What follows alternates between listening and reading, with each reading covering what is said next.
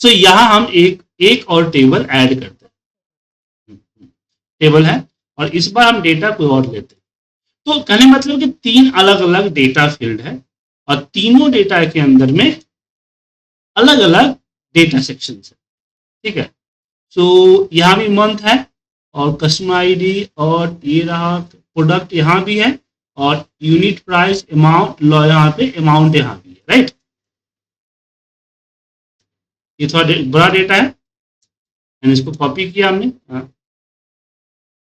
Heading के साथ, और हम चले जाते हैं एमएस एक्सेस पे, और यहाँ सेलेक्ट करते हैं इसको, पेस्ट करते हैं, ठीक है, हो गया जी।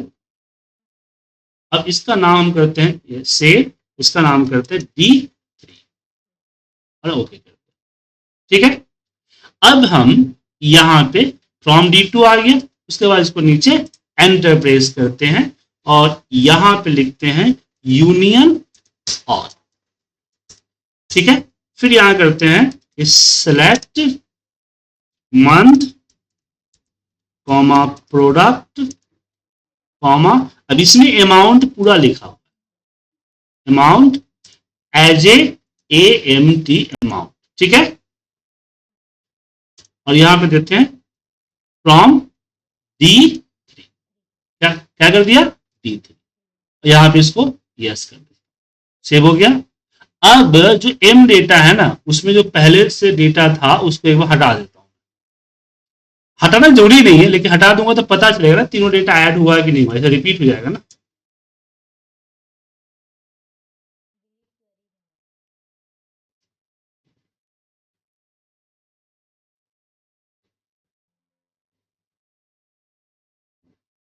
ठीक है, अब यहां पे इसको रन करते हैं, यस 87 रिकॉर्ड ऐड हो, ठीक है, समझ गए। अब मान लीजिए कि मुझे ऐड करना है किसी पर्टिकुलर कंडीशंस पे, ठीक है ना, किसी कंडीशंस पे ऐड करना, क्योंकि मान लीजिए कि मुझे सिर्फ जनवरी का डेटा मुझे ऐड करना, ठीक है ना, सिर्फ जनवरी का।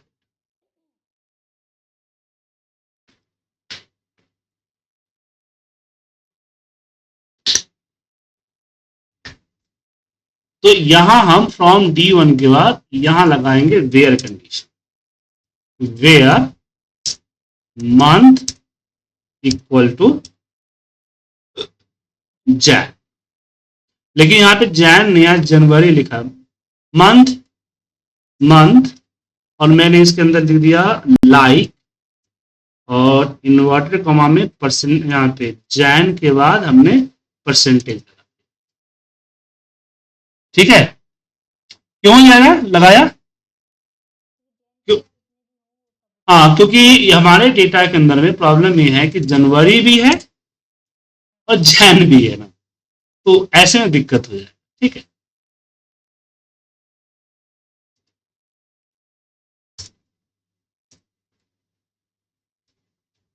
ठीक है,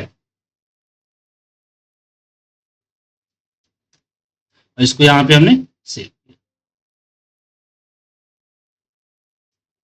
से एक डिलीट क्यूरी का बना ले,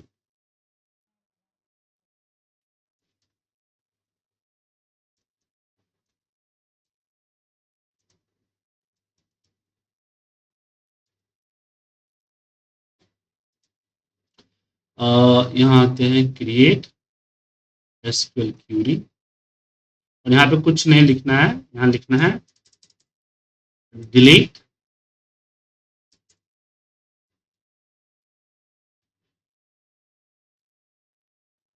डिलीट स्टार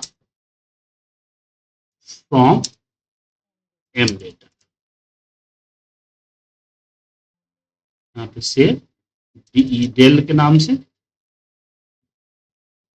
अब डेल को रिकॉर्ड में उठाया, यस किया, यस किया, एम डेटा खाली हो गया। अब मैं इसको रन करता हूँ, 0 रो,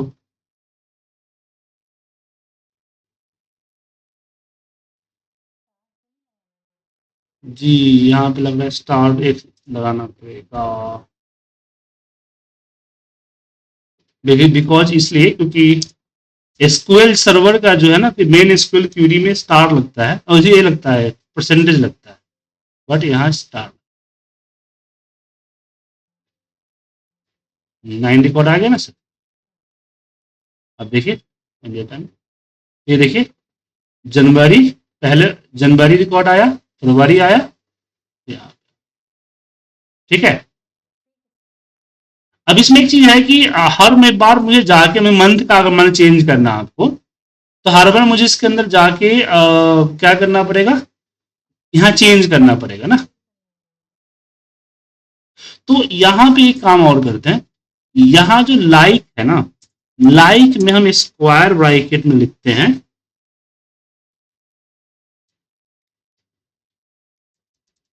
एंटर मंथ DDD फॉर्मेट में, ठीक है, एमएम, और फिर उसके साथ हम कॉन्केट कर देते हैं यहाँ पे स्टार, ठीक है।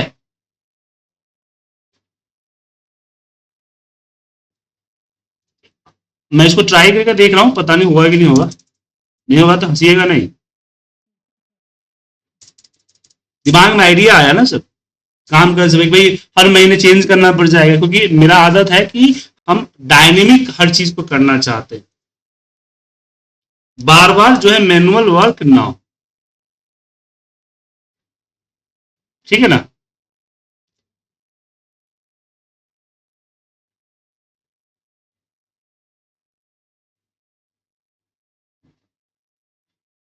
यस करते हैं। अब जैसे इसको रन करेंगे, यस, ये पूछेगा मंथ नेम, तो मैं इस बार कर दिया फैब, ठीक है।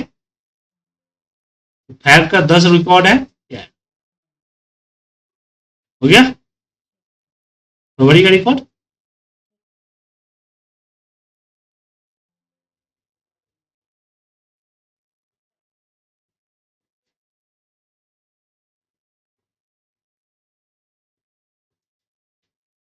अभी जो बार बार मैसेज आता है ना, ये हट नहीं सकता है, मैंने कभी ट्राई नहीं किया।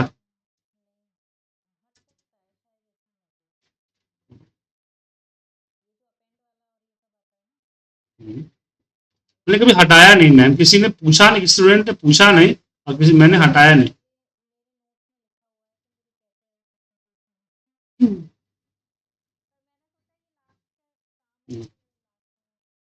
ठीक,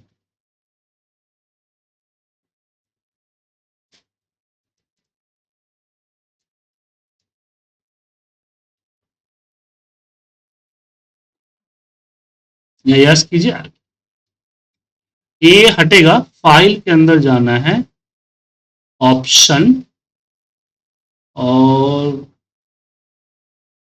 क्लाइंट सेटिंग पे एक्शन, एडिटिंग हो गया,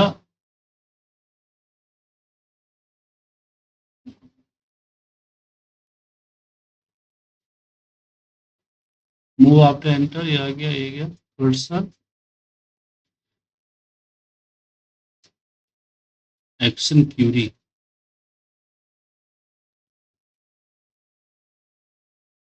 कंफर्मेशन में रिकॉर्ड कोड हटा दीजिए, डॉक्यूमेंट रिलेशंस एक्शन, इसको हम हटा देते, ठीक है ना, और यहाँ पे इसको ओके। अब हम इसको मान लीजिए मार्च ना अप्रैल का करना है, हट गया अप्रैल, दिखा, कुछ नहीं पूछा, और डेटा ऐड हो गया, तो एरर दिखाएगा, नहीं एरर दिखाना, चलो एक बार एक काम करते हैं ना, एरर नहीं, एरर का दिखा देख लीजिए मैम, कोई एरर होगा तो देख लीजिए, एरर तो इसमें होने का चांस ही नहीं है ना, एरर तब आएगा इसमें जब हमारा ए फिल नेम अगर नहीं होगा, ये जो फिल नेम है ये नहीं हुआ, तो एरर आएगा। या फिर जो हमने डेट इसके अंदर में क्यूरी लिखी है उस क्यूरी के अंदर कोई फील्ड मिसिंग है, तो जैसे कि मान लीजिए कि यहाँ पे मंथ नहीं है, मंथ की जगह पे कुछ और है, तो प्रॉब्लम।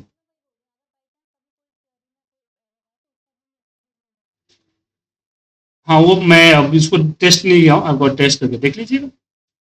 ठीक है, तो यहाँ पे हमने क्या किए, हमने अलग अलग डेटा शीट से हमने कुछ कुछ कॉलम्स को उठाया, कॉलम का नाम डिफरेंट डिफरेंट था, उससे कोई प्रॉब्लम नहीं है।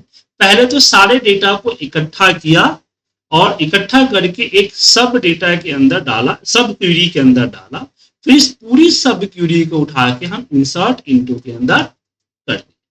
ठीक है, तो यहां पे चीज ध्यान रखिएगा कि अगर आप क्वेरी आपने कुछ ऐसा लिखा है जो डेटा आ रहा है, उस क्यूरी को उसी को किसी में इंसर्ट करना है, किसी टेबल में इंसर्ट करना है, राइट। तो उस डेटा को उठाइए, इंसर्ट इनटू अपना डेटाबेस के नाम डालिए और फिर सिलेक्ट डालिए और स्टार डाल के फ्रॉम डालिए और फिर ब्रैकेट में पूरा का पूरा वो क्यूरी पेस्ट कर दीजिए और साइड में लिख दीजिए कोई भी नेम, जैसे as a all data, as a union data, कुछ भी लिख दीजिए। ठीक है, कोई दिक्कत इसमें?